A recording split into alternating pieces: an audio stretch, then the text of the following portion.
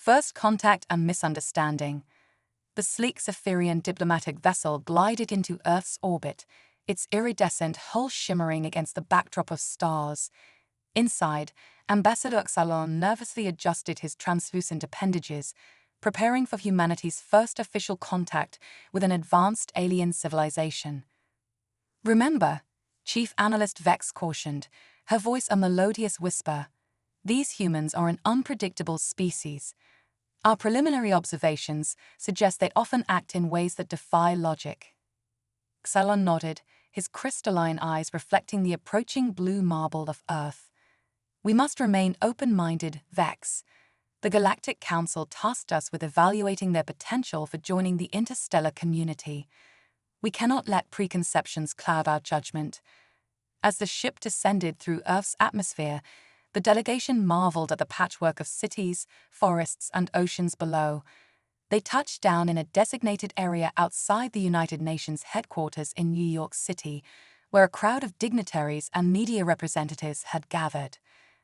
The ship's doors opened with a soft hiss, and Ambassador Xalon emerged, flanked by his team. The assembled humans gasped and murmured at the sight of the Zephyrians, tall, ethereal beings with translucent skin that seemed to shimmer with inner light. UN Secretary-General Dr. Amelia Chen stepped forward, a warm smile on her face. "On behalf of humanity, I welcome you to Earth, Ambassador Xalon. We are honored by your presence and eager to begin a new chapter of interstellar cooperation." Xalon bowed slightly, his translator converting his melodic language into English. "We thank you for your hospitality, Dr. Chen.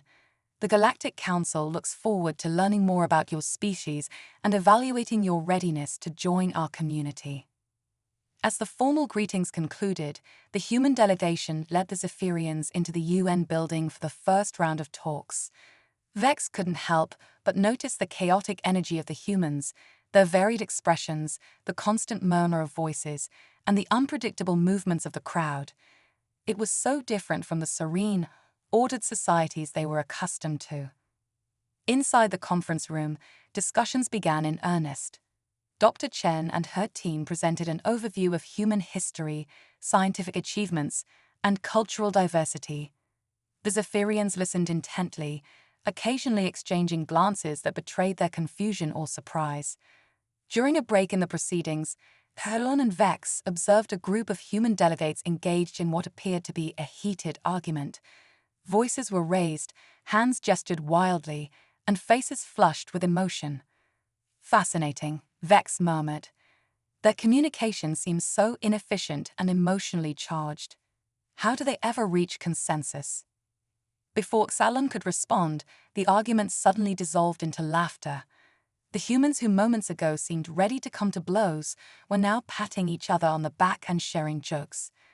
I don't understand," Xalon admitted, his translucent skin pulsing with confusion. Dr. Chen, noticing their bewilderment, approached with a smile. "Ah, I see you've witnessed one of our more spirited debates. Don't worry, it's all part of the process. We believe that through passionate discussion and the clash of ideas, we often arrive at the best solutions." Xalon nodded politely, but Vex could sense his unease. This unpredictable behavior was far removed from the logical, orderly decision-making processes of their own species. As the days passed, the Zephyrians struggled to make sense of human society. They marveled at humanity's technological achievements, but were perplexed by the seeming contradictions in human behavior. Humans could be intensely competitive in one moment and extraordinarily cooperative the next. They pursued scientific truth with rigorous logic, yet many still clung to ancient superstitions and religions. One evening, as Vex were being escorted back to their ship, they witnessed a scene that left them utterly baffled. A group of humans had gathered in a nearby park, engaged in what appeared to be a ritual. Some were throwing small discs through the air, while others chased after them, leaping and diving to catch them. "What is the purpose of this activity?"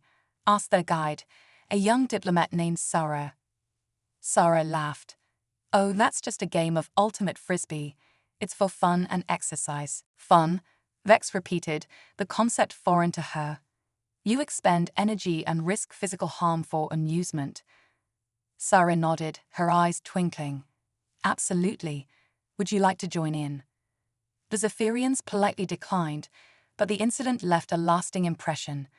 As they prepared their report for the Galactic Council, Talon and Vex found themselves grappling with how to accurately represent humanity. They are capable of remarkable achievements, Talon mused, reviewing their notes. Their adaptability and creativity are unparalleled, and yet, they often act in ways that seem counterproductive or even self-destructive, Vex finished. Their societies are chaotic, their decision-making processes unpredictable. Can we really recommend them for membership in the galactic community? As news of the Zephyrians' visit spread across Earth, reactions varied widely. Many humans were thrilled at the prospect of joining a larger galactic civilization. Others were suspicious, fearing the loss of human autonomy or the potential for exploitation by more advanced species. Protests erupted in several major cities, with some groups demanding immediate alliance with the aliens, while others called for isolation and caution. The Zephyrians watched these developments with growing concern, unable to reconcile the humans' simultaneous desire for unity and division. During their final meeting with Dr. Chen and other world leaders, Salom struggled to find the right words. We have observed much during our time here, he began carefully. Humanity has great potential, but we have concerns about your readiness to join the galactic community. Your unpredictability, your often illogical behavior. These things could pose challenges. A murmur of discontent rippled through the human delegates. Dr. Chen leaned forward, her expression serious. Ambassador Xalon, with all due respect, what you see as unpredictability, we see as adaptability. What you consider illogical, we view as creativity. These very traits have allowed us to survive and thrive in a constantly changing world. Xalon hesitated, taken aback by the passion in her voice. But surely a more orderly, logical approach would what? Interrupted another delegate, a scientist named Dr. Rajesh Patel. Would have allowed us to develop vaccines in record time during global pandemics. Would have inspired us to turn science fiction into reality by landing on the moon. Our chaos, as you call it, is the source of our greatest strengths. As the humans continued to defend their species with eloquence and fervor, Talon and Vex exchanged glances. There was something here they were missing, some fundamental aspect of humanity they had yet to grasp. Perhaps, Talon said slowly, we have been too hasty in our judgments. It seems we have much more to learn about your species before we can make a fair assessment. Dr. Chen smiled, extending her hand in a gesture of friendship. And we have much to learn from you as well, Ambassador. Why don't we extend your visit? Give us a chance to show you more of what humanity is truly capable of. As Talon clasped Dr. Chen's hand, he felt a glimmer of something new, a sense of uncertainty, yes, but also of excitement. Humanity was unlike any species they had encountered before, and while that posed challenges, it also offered unprecedented opportunities. The first contact had not gone as smoothly as either species had hoped, but as the sun set on this historic day, both humans and Zephyrians realized that this was just the beginning of a journey that would reshape the galaxy in ways none of them could yet imagine. The Galactic Crisis. As the Zephyrian delegation extended their stay on Earth, a crisis was brewing in the far reaches of the galaxy. On the bustling trade hub of Nexus Prime, a mysterious illness began to spread among the diverse alien population. At first, it seemed like nothing more than a minor inconvenience, a few sniffles here, some fatigue there. But within weeks, the situation had spiraled out of control. Dr. Zara Krill, a respected Andorian epidemiologist, stared at the holographic displays surrounding her in the hastily assembled quarantine center. The numbers were grim and getting worse by the hour. Species after species was succumbing to what was now being called the Nexus Plague. Even more alarming, the disease seemed to mutate rapidly, adapting to each new host it encountered. We've never seen anything like this, Dr. Krill murmured to her colleague, a Volcrine named Thal. His gelatinous form rippled with concern as he absorbed the data.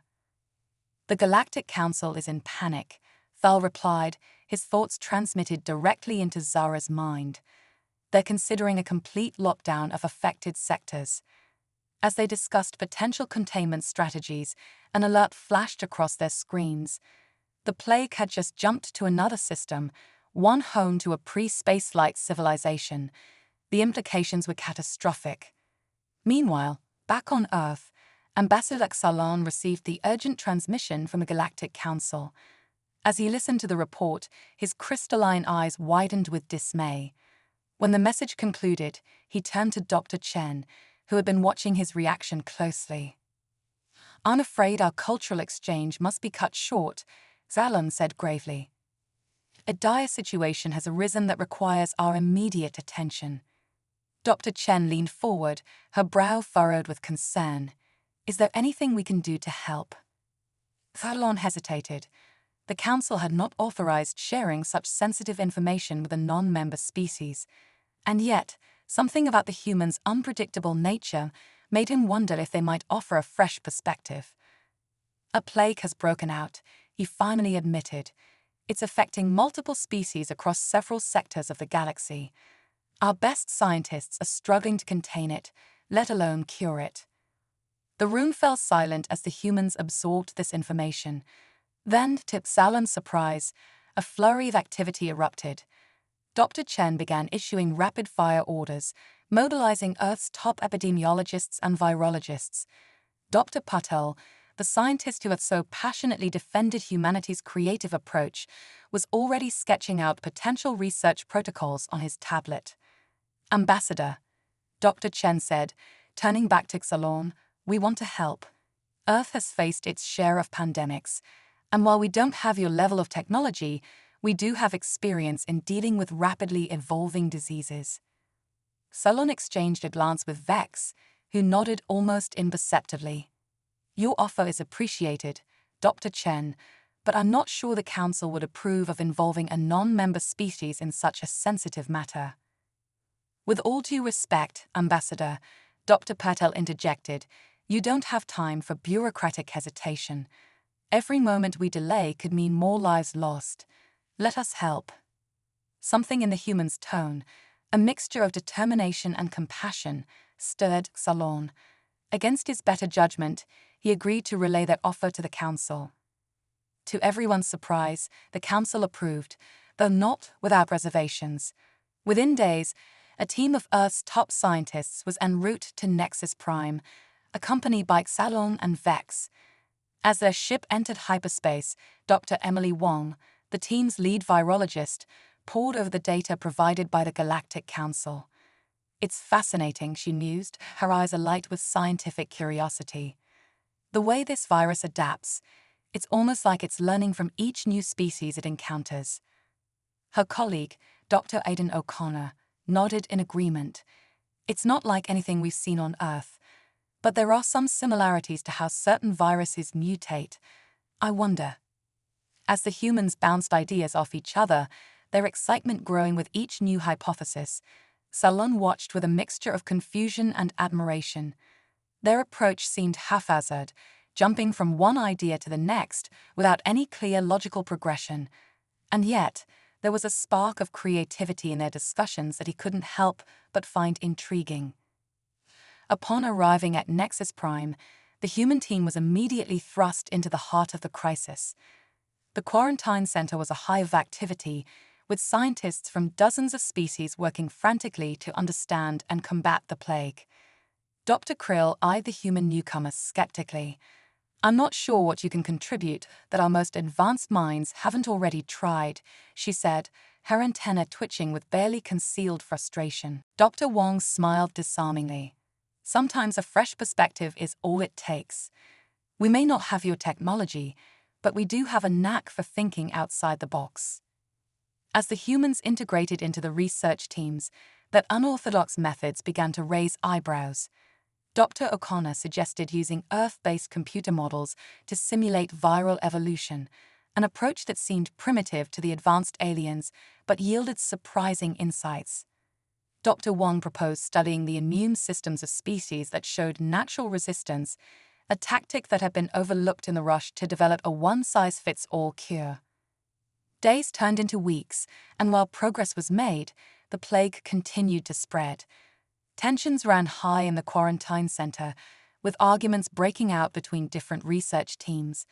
To the aliens' shock, the humans often seemed to thrive on this conflict, emerging from heated debates with new ideas and renewed energy.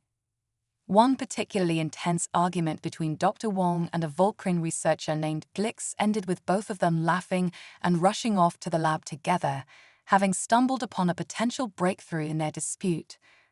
"I don't understand," Vex confided to Xalon as they observed the humans. "Their methods are chaotic, their behavior unpredictable, and yet they're making progress where we were stagnating," Xalon finished, a note of wonder in his voice. As the death toll mounted and more systems fell to the plague, the Galactic Council grew desperate. They authorized increasingly draconian measures to contain the spread, quarantining entire planets and cutting off interstellar travel. It was during this darkest hour that Dr. O'Connor made a startling discovery. Poring over data from hundreds of affected worlds, he noticed a pattern that had eluded the other researchers. "The virus isn't just adapting to each species," he exclaimed, his eyes wide with excitement. "It's using them as stepping stones, evolving towards some kind of ultimate form." His announcement was met with skepticism at first, but as other scientists reviewed his findings, a new understanding of the plague began to emerge. It wasn't just a disease. It was an engineered weapon designed to evolve and grow stronger with each new species it encountered. This revelation changed everything. With a new framework for understanding the plague's behavior, research efforts were redoubled. The human team's unconventional approaches, once viewed with suspicion, were now embraced as they raced against time to develop a cure. As breakthroughs began to pile up, Xalon found himself re-evaluating his initial impressions of humanity. Their chaotic nature, which he had once seen as a weakness, was proving to be their greatest strength in the face of this crisis. They adapted quickly, thought creatively, and seemed to draw energy from the very challenges that drained other species. Weeks turned into months, and finally, after countless setbacks and near misses, a potential cure was synthesized. As the first trials began on volunteer patients from various species, a tense hush fell over the quarantine center. Dr. Wong, her face drawn with exhaustion but her eyes bright with hope, turned to Xalon. "This is it, Ambassador. If this works, we've just changed the course of galactic history." Xalon nodded sullenly, acutely aware of the weight of the moment. As they waited for the results, he reflected on the journey that had brought them here. What had started as a routine diplomatic mission had turned into a fight for the very survival of countless species. And at the heart of it all were these unpredictable, illogical, utterly remarkable humans. As the first positive results began to come in, cheers erupted throughout the facility. Aliens of all species embraced one another and the human team, overcome with emotion. In that moment of triumph, the barriers between species seemed to melt away, replaced by a profound sense of shared accomplishment and hope for the future. Xalon watched the celebrations, a new understanding dawning in his crystalline eyes. Humanity's place in the galactic community was no longer in question. They had proven themselves not just worthy allies, but potentially the key to the galaxy's survival in the face of unforeseen threats. As Xalon observed the bustling activity around him, he marveled at the rapid transformation that had taken place. Just days ago, the situation had seemed hopeless, with entire worlds succumbing to the deadly plague. Now, thanks to the combined efforts of humans and Zephyrians, a cure was within reach. The makeshift laboratory that had been the site of so much frantic research was now a hive of logistical planning. Holographic displays flickered with star maps and transportation routes as human and Zephyrian experts debated the most efficient methods for distributing the cure across affected systems. Dr. Chen, her face wary but triumphant, was deep in conversation with a group of Zephyrian medical officers. "We'll need to establish production facilities on multiple worlds," she was saying. The cure's shelf life is limited, so we can't rely on centralized manufacturing. Cathalon found himself nodding in agreement. It was precisely this kind of practical problem-solving that had impressed him about humans from the start. Where Zephyrians might have spent cycles debating the perfect theoretical solution, humans were already improvising and adapting. A young human scientist caught Xalon's eye and approached him, tablet in hand. "Ambassador," she said, "we've been analyzing the plague's spread patterns. We think we can prioritize distribution to hit the most critical systems first and slow the overall infection rate." Cathalon studied the data on her tablet, his antennae twitching with interest. "Impressive work," he said. "This could save millions of lives."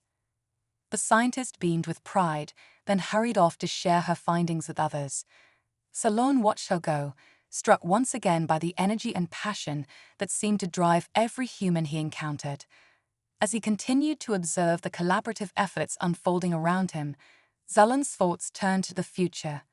The immediate crisis would pass, but its effects would ripple across the galaxy for generations. How would this shared struggle reshape the relationship between humans and Zephyrians? What new challenges and opportunities would arise from this newfound partnership? One thing was certain: the old Zephyrian way of careful isolation and measured progress was no longer viable. Humanity had shown them a different path, one of bold exploration, rapid innovation, and a willingness to take risks in pursuit of a greater good.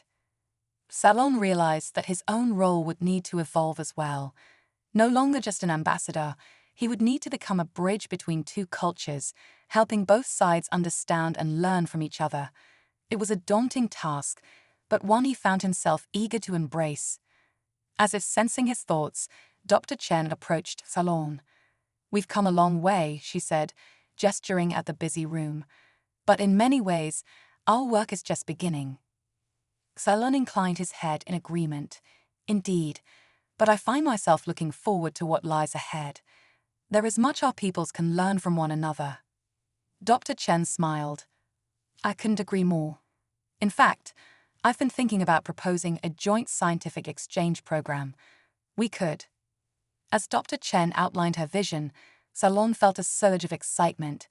This was just the beginning of a new era of cooperation and discovery. The challenges ahead were enormous, but so were the possibilities. The galaxy was vast and full of wonders, and now, with humans and Zephyrians working together, they were better equipped than ever to explore its mysteries and face its dangers.